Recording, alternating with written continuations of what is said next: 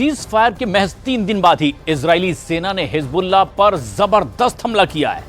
इधर हिजबुल्लाह का दावा है कि इजराइल की सेना हारी हुई जंग लड़ रही है और हिजबुल्लाह ने तो यह भी दावा किया कि वो हमास और फिलिस्तीनी का मरते दम तक साथ देगा और इजराइल से आखिरी सांस तक इस तरह का युद्ध करेगा।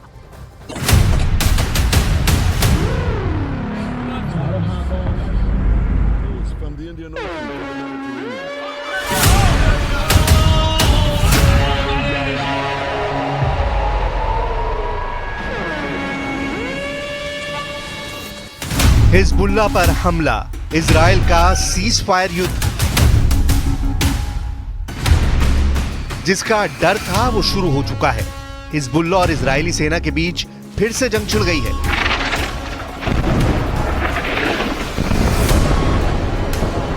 युद्ध विराम एक हफ्ते भी नहीं टिक पाया। युद्ध विराम के तीसरे दिन से ही हिजबुल्लाह और इजरायली सेना एक दूसरे पर टूट पड़ी है। हिजबुल्लाह के नए चीफ नईम कासिम ने डंके की चोट पर कहा है कि हिजबुल्लाह जंग जीत गया है और इजरायली सेना हिजबुल्लाह के हमलों का सामना नहीं कर पा रही है। अब सबसे ताजा खबर यह है कि एक बार फिर से इजरायली सेना ने लेबनान में हिजबुल्लाह के ठिकानों पर भयानक हवाई हमले किए हैं। इजरायली डिफेंस फोर्स ने दावा किया है कि इजराइल हिजबुल्लाह युद्ध विराम लागू होने के 3 दिन बाद हिजबुल्लाह ने हमला किया है, जिसके जवाब में इजरायली सेना ने हमले किए हैं। इजरायली सेना ने लेबनान में हिजबुल्लाह के 4 ठिकानों पर हवाई हमले किए हैं। आईडीएफ ने हमले दक्षिण पश्चिमी लेबनान के तटीय शहर सिडोन में रॉकेट लॉन्चर साइट पर हुए हैं। हिजबुल्लाह इन्हीं ठिकानों से इजराइल पर हमला कर रहा था। आईडीएफ ने अपने हवाई हमले में आरपीजी गोला बारूद के बक्सों को धमाकों से उड़ाया है।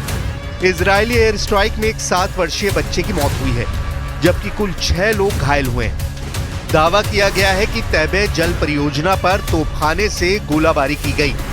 लेबनानी सैन्य सूत्र के मुताबिक इजरायली सेना सीमावर्ती गांव काफर किला से लेकर दक्षिणी लेबनान के पूर्व में स्थित डेर मीमाज गांव तक करीब 4 किलोमीटर तक आगे बढ़ी है। जीत गया हिजबुल्लाह, चीफ नईम कासिम का दावा।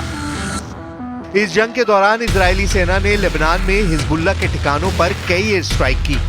हिजबुल्लाह के ठिकानों पर हवाई हमलों में इजरायली सेना ने लंबे समय से हिजबुल्लाह के चीफ हसन नसरल्लाह, 2 नए चीफ, कई कमांडर और कई आतंकियों को भी ढेर किया है। पिछले 2 महीनों से इजरायली सेना ने लेबनान में हवाई हमले तेज किए हुए हैं। हालांकि हिजबुल्लाह के नए चीफ नईम कासिम का दावा है कि इजराइल जंग हार गया है।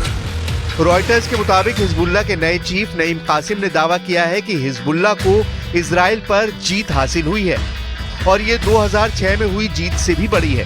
18 साल पहले 2006 में हिजबुल्लाह और इजराइल में 34 दिनों तक जंग चली थी। इसमें करीब 1200 लेबनानी नागरिक मारे गए थे। कासिम ने कहा है कि हम इस जंग में जीते हैं क्योंकि हमने हिजबुल्लाह को खत्म होने से रोक दिया है। हिजबुल्लाह चीफ ने कहा, जो लोग ये दावा कर रहे हैं कि हिजबुल्लाह कमजोर हो जाएगा, उनका दाव फेल हो चुका है। हिजबुल्लाह ने दुश्मनों को घुटने पर ला दिया और समझौता करने पर मजबूर कर दिया।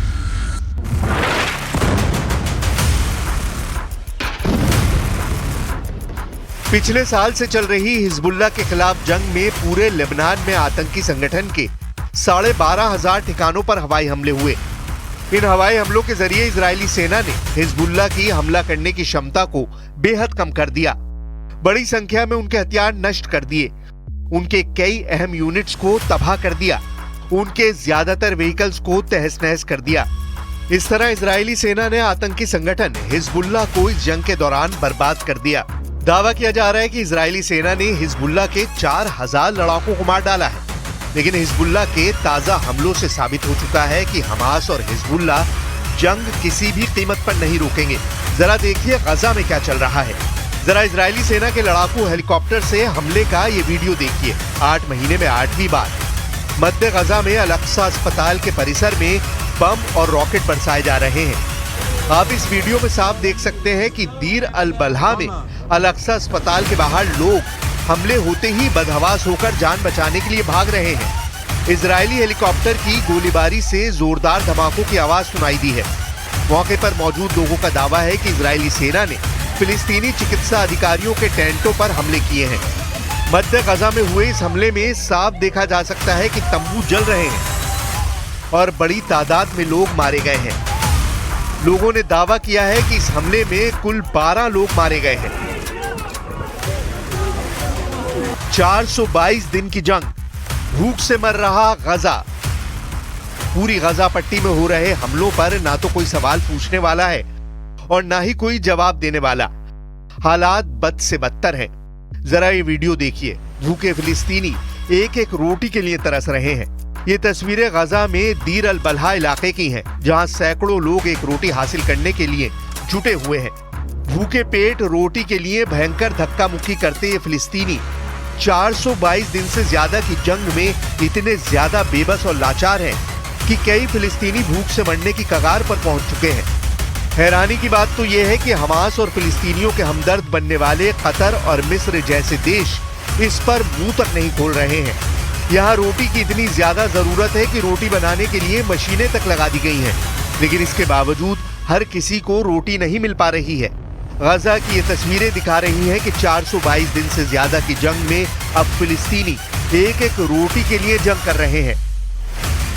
المؤسسات الإنسانية الصليب الأحمر أجوز كل المؤسسات الدولية إنها تنظرنا بنظر العطف، إنه يجيبوا لنا دقيق دخل مواد غذائية إلا لغزة. إحنا محرومين الخضرة، إن أكثر شهر ما بنشوف الخضرة ولا بنشوف حاجة ولا إشي، يعني صرنا زي الشمال. وبعدين المعبر نسكر له فترة كبيرة وبخشش عندنا مواد غذائية. जरा इजरायली सेना की तरफ से जारी किया गया ये ड्रोन वीडियो देखिए। उत्तरी गजा के जबालिया का ये वीडियो दिल दहला देने वाला है। इस वीडियो में हजारों फिलिस्तीनी जबालिया छोड़कर भाग रहे हैं। जबालिया पूरी तरह से तबाह और बर्बाद नजर आ रहा है। लंबी कतारें लगाए हजारों फिलिस्तीनी बेहद बुरे हालातों से गुजर रहे हैं। हम आपको बता दें कि इजरायली सेना ने इसी इलाके में पिछले 24 घंटे में दर्जनों हमास लड़ाकों को मारने का दावा किया है। इजरायली सेना का दावा है कि लगभग 20,000 फिलिस्तीनी इलाका छोड़कर भाग गए हैं, जबकि 150 हमास लड़ाकों को गिरफ्तार किया गया है। हमास चीफ याहिया सिनवार की मौत के बाद से हमास की हालत खराब है और हजारों फिलिस्तीनी हमलों से बचने के लिए सुरक्षित जगहों पर पहुंचने के लिए भाग रहे हैं। इधर इजरायली सेना ने बचे कुचे हमास कमांडरों को भी तेजी से निशाना बनाना शुरू कर दिया है। कुछ रिपोर्ट्स में यह दावा किया जा रहा है कि ट्रंप बहुत जल्द बंधकों की रिहाई को लेकर हमास के ठिकानों पर बड़े और घातक हमले इजरायली सेना के साथ मिलकर कर सकते हैं।